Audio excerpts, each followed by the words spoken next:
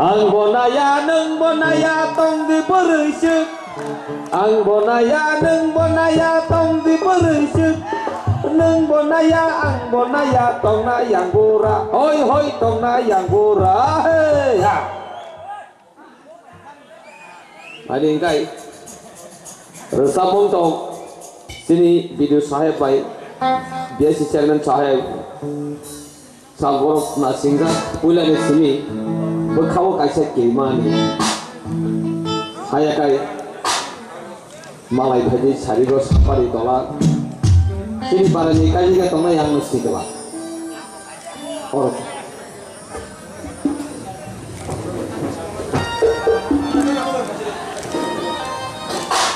yawa obosini ni belai resap kereng tripura haste ni jotong se resap kereng kok ikogrok slabek singa sini takuk bisonat bai resap jak Yabang tuh satu college singer, folk singer.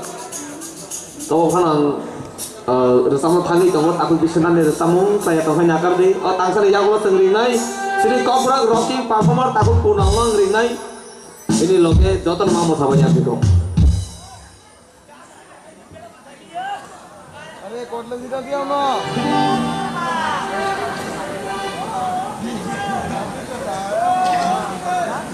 Dada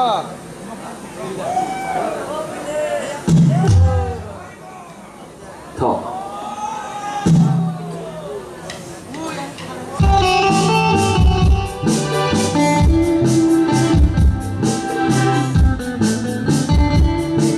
Ya Pak, ya kau banyak Pak.